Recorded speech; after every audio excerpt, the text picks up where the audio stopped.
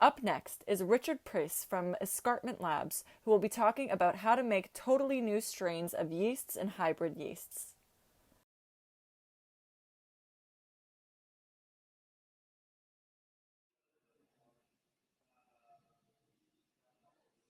All right, I think we are live.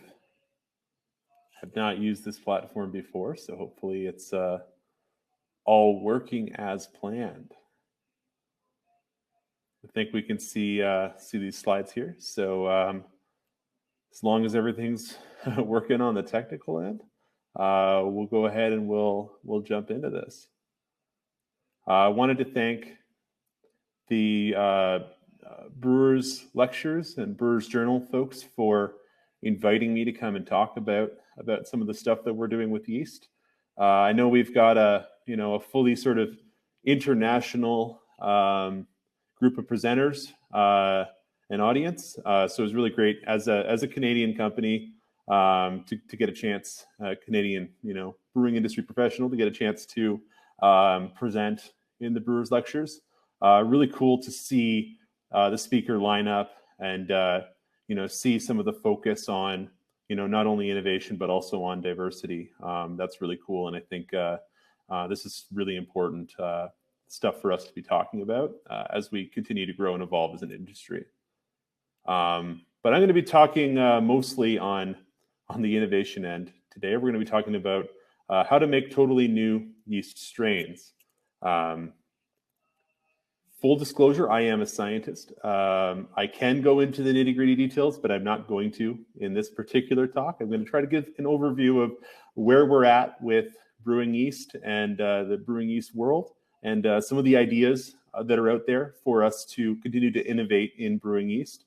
That being said, if anyone does have any technical questions about what I'm talking about, we will have the opportunity to do a little bit of a Q&A at the end, and I'm always happy to get nerdy. So definitely feel free to join me in the Q&A afterwards if you do have questions about the stuff that I'm talking about. So I want to talk first of all about the current state of craft beer brewing, because I think that's relevant whenever we're talking about brewing ingredients, because a lot of the trends as they relate to brewing ingredients end up being tied back to consumer demand, and therefore what are the breweries making. So one of the strengths that we have as an industry is that we're really quick to adapt to trends. Whatever's new, whatever is successful for one craft brewery is often reproduced and turned into a successful business model for many different craft breweries. So even basic ideas like tap rooms is an example, but also when we look at style trends like hazy IPA or breweries shifting to production of hard seltzer, whether you like it or not, it's definitely a thing. Or whatever's coming next. Craft breweries are pretty quick to adapt to those trends, and I think that is a strength of our industry. However, one of the weaknesses that we see in craft beer brewing is that a lot of breweries are making similar products. You might have 8,000, 9,000, 10,000 breweries in North America, but a lot of the products that are being made are made with similar ingredients. So that is a potential weakness of craft beer brewing. If everyone's using the same ingredients, they're probably going to make very similar products. And then how do you set yourself apart from your competition when really all you're left with at that point is meeting the needs of a localized or a regional market or marketing, and we do really strongly believe that ingredients can be a way that a brewery can set themselves apart and be more competitive. So there are opportunities here. We see a lot of this happening, and it's not just all of these yeast labs that have popped up all over North America, ourselves included, but it is also local maltsters, hop farms, people that are making really, really interesting local products that can help a brewery to tell a story and set their beer apart from the beer of the people down the road. So I think that's really an exciting opportunity for craft beer as it continues to evolve, is the adoption of high quality, localized ingredients. Love to see this kind of thing on the bottom of a can, a brewery proudly proclaiming that they have 100% Ontario ingredients in their beer. That's Matron beer here in Ontario. Highly recommend checking them out. They've been very vocal about support of, not only creating a local value chain, but also supporting local ingredient producers and proving that it's possible to make super high quality beer with Ontario malts and Ontario hops and of course Ontario yeast. So really love to see that. And then I think that there's an opportunity in customized ingredients as well, where I think that if brewers start to seek out maybe hops from a certain hop farm that's exclusive to them, which we already see through the practice of hop contracting, that's an advantage. That's a potential opportunity. We may see breweries start to seek out customized or house yeasts or customized or house malts. And certainly there are some examples of craft breweries in North America that have gone out of their way to get a certain type of malt from the Czech Republic or something like that to make their pilsners. So I think that that's an opportunity here as well. And there are, of course, threats to the craft beer brewing industry. We've seen a number of them emerge. The macro brewers are always a threat because they can do things bigger, better, and cheaper. Maybe not better, but definitely bigger and cheaper. And then, of course, macroeconomics. We are in a pretty precarious economic situation right now, and that always presents challenges to small businesses. And so that is a current threat to the current climate of craft beer brewing is a lot of the uncertain macroeconomics surrounding things like the COVID-19 pandemic. And we have to be aware of that and make sure that we're all working together to address that threat. And then on the other hand, where are we at with beer yeast? I think beer yeast is a pretty interesting world to get into. I know that for some brewers, it's just I put the yeast in and I get beer out, and that's all I want to know. But I do think that people are getting a better understanding now of the importance of yeast in brewing. So there's long-standing categories and strains of yeast that people are generally aware of, like American yeast and Saison yeast that have different flavors. That being said, a lot of yeast companies offer very similar products. You can get the same California ale strain from pretty much everyone. But there have been a lot of new ideas and opportunities that have been explored in yeast. Like, I think that we've definitely been pushing the narrative of exploring traditional yeasts like Norwegian Kvike that can ferment hotter and faster than normal yeast. There's also opportunities in yeast hybridization, which we'll be talking about later, yeast breeding. As well as yeast genetic engineering. We're starting to see some genetically engineered yeasts enter the market, at least in the US, and that is an interesting possibility as well. There is a perception that the yeast industry is slow to respond to new products and categories and trends. I think that no one had solutions for seltzers as fast as they would have liked. So I do think that that's a potential weakness and that it needs to improve, and we need to respond to trends faster. And the other big part here is that there's a knowledge gap and that no one really knows how best to use most yeast. So most people either stick with the same tried and true yeast strains, or they do not have an ideal experience with a new yeast strain and end up going back to the tried and true strains. So that is a problem, I think, for yeast producers in general to solve, is make sure that the breweries have the easiest time, the less stressful time working with the yeast so that they can get the best flavors out of it, because yeast is such an important driver of beer flavor. So what matters to the brewer? There's a few key traits that really matter to brewers. They want to know, for example, how much it attenuates, like how much of the sugars that it'll ferment. So will the beer be dry or will it be sweet? They want to know how much does it flocculate, for example? How easy is it to get that yeast to settle out in the bottom of the tank and collect it and use it in the next generation? And they want to know what kind of flavors it produces, right? What kind of flavors can it produce to balance with the other ingredients that are in the beer to produce the target that the brewer is looking for. But one thing that's been painfully clear to us, working with lots of brewers all over Canada and the US, is that it's really rare for a single yeast to hit all of the ideal targets for brewers. Most yeasts have, one or two things that brewers really wish was changed, right? Maybe brewers really wish that this yeast was more flocculent or more attenuative, or maybe that it made a slightly different flavor profile. So I think there's still a lot of room to improve here. So just to provide an example, Saison yeasts are a pain, and that has definitely been painfully clear with a lot of cases in the industry in the last few years. The strengths of Saison yeast is that they're super flavorful. They can make dry, drinkable beers. There's a huge opportunity for brewers to be marketing Saisons as a low-calorie and high-flavor beer that, to my knowledge, has really not been explored as well as it should be in the industry. But there's a lot of challenges with Saison yeast. A lot of them are diastatic, meaning that they can make a super dry beer. And if that yeast gets into the wrong beer, well, you've got exploding cans on the shelves and you've got to issue a recall. And that is a huge challenge for a brewery.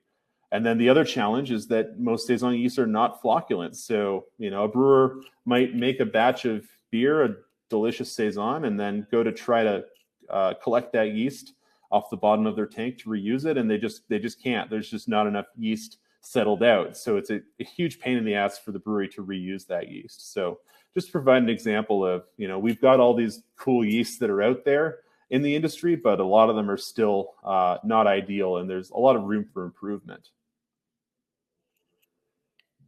So just as I mentioned before, most yeast strains miss one or two key targets. We still don't have a lot of knowledge about different yeast strains and how exactly to use them to get the best results. This makes it hard for us to respond to style trends quickly as yeast companies or as brewers. And so that ends up resulting in a lot of brewers using the same handful of tried and true strains. So I'm actually sharing some sales data from our company here, but you can see by volume, there's a very small number of very popular strains and a lot of other yeast strains that are minor players that, we don't think these are any worse than these particular strains. It just may be that most people use these ones, they're used to using these ones, and they're going to continue to use these ones. But it may be possible that brewer might prefer one of these yeasts better. So that's a real problem for the yeast companies to solve is how do we get the right yeast into the right hands? And so the topic of this talk is about yeast hybridization, and we're going to get there, but we need to talk about, how are these things structured in the first place? So we talked about earlier about how there's different categories of yeast that are available to make different styles of beer, like English ale yeast or Saison yeast, and that has been backed up by science. So this is the beer yeast genetic family tree that was published in 2016, and that helped us to sort of understand the genetic history of brewing yeast. So really, really cool. And it really does turn out that the genetic history of the yeast is linked to the place that it's from. So American yeast are genetically American yeasts. British yeasts are genetically British yeast. So that was really cool. It's not just this crazy hodgepodge. We can, there's kind of some structure to these things. And then our company was able to contribute to, a little bit of an addition to this science where we took some of those Norwegian Kvike yeasts that ferment hot and fast. We sequenced those, plugged them into that family tree, and found that it was sort of kind of its own little branch off of the family tree that adds additional flavor diversity and genetic diversity to the beer yeast mix. And certainly the popularity of these yeasts in the last couple of years shows that this is something that brewers were looking for. And of course, the reason that I'm talking about this is that genetic diversity leads to flavor diversity. It's only through understanding the genetics of the yeasts and the history of the yeasts that we can really start to dial in and control the flavors so that each brewer can get and use the yeast that they really want to be using. So how can we address this on the other side? I sort of talked about how there's a lack of information about how to actually use most beer yeasts out there.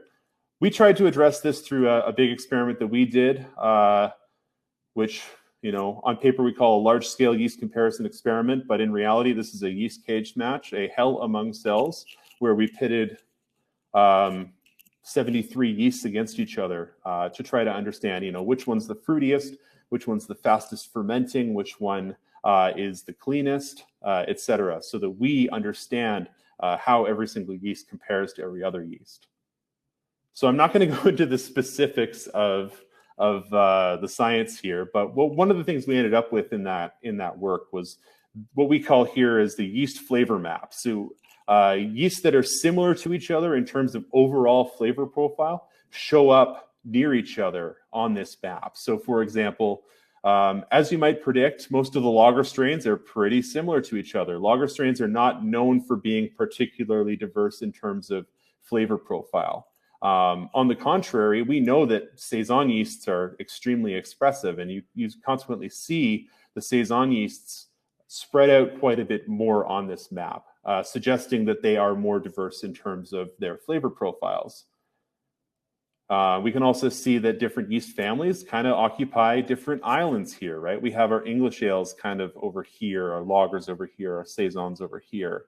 And interestingly enough, our Kveiks occupying a lot of different spaces, which is cool because that supports the idea that those yeasts can be used for a lot of different styles. I just not going to dive into the specifics of the math here, but to just show, what is creating this map. We're actually looking at the impact of different factors in those fermentations that are relevant to brewers to create that map. So for example, things related to hop biotransformations. So getting more aroma and value out of the hops sort of goes in this direction. So you're looking at strains like Ringwood or the Uberweisen or Cerberus to enhance that trait. Fruity esters, so those lovely fruity yeast aromas, pretty much go here along this axis. So if you want something really fruity, you're going to be looking for something like the Hornindal Kveik or the Farmstand Saison. And then another one would be the spicier Belgian character, that phenolic kind of clove-like aroma would be going sort of in the opposite direction down here, where we see a lot of the wild yeasts or a lot of the Belgian yeasts showing up. So we're going to go back to that. I know that that's a little bit to consume, but we're going to talk a little bit about different approaches that we can use to take, this existing landscape, this existing map, and improve it. First would be blending. You can take two strains, put them together in a fermentation, and yield something between the two. The challenge with blending is that it's not always stable. So if a brewer wants to reuse that yeast, it often changes over time. Crossbreeding is a great option. You can take two strains, breed them together, and result in something that is either greater or worse than the sum of its parts. And we're going to go into the details after this. There's also experimental evolution. So taking one yeast and constantly exposing it to a certain condition like high temperature will result in it adapting to its environment.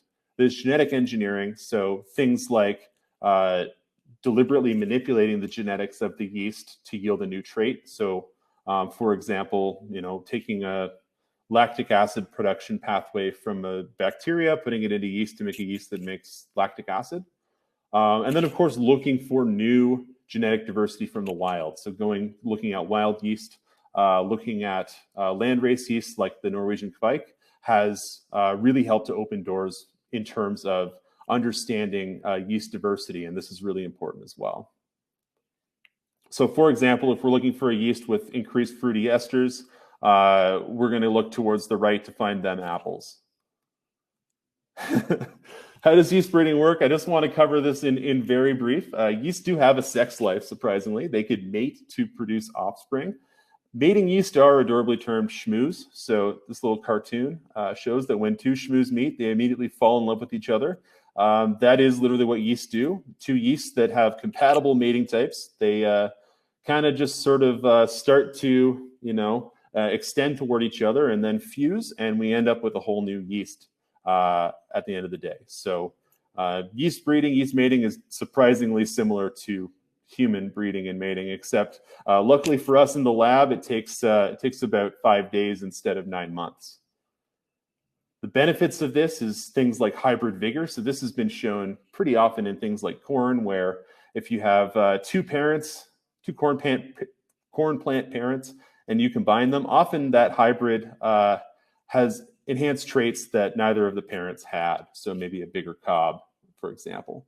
And you might see an example here in yeast as well, where they tested making new lager hybrids, and they ended up with hybrid vigor, right? The hybrids performed better than the parents. The other thing we can do is we can breed uncommon traits into popular yeast. So something like those Kveik yeasts being very tolerant of high temperature, that could be bred into an ordinary California ale, for example. And that allows us to bridge gaps in that map. So say, for example, we could take something like this ringwood yeast and this Uberweizen. I'm not saying we've done any of these things. I'm saying these are hypothetical possibilities, although we're hoping to have a hybrid yeast launched at some point this year. We could take those two yeasts, combine them, end up with something with enhanced fruitiness and enhanced hop biotransformation that might be a great yeast for hazy IPA. And when we know that the vast majority of brewers are using the exact same yeast strain for their hazy IPAs, and therefore everyone's making pretty much the same beer, this could become useful because it's a way that a brewery could set apart their hazy IPAs from everyone else's. Likewise, we could do something like combine a Saison strain that's diastatic, that can produce a super dry beer, with a Kvike, so that it can pick up that fast fermentation, it can pick up that flocculation, so that it becomes an easier to use Saison yeast. That is another possibility through yeast breeding. So what's the goal here?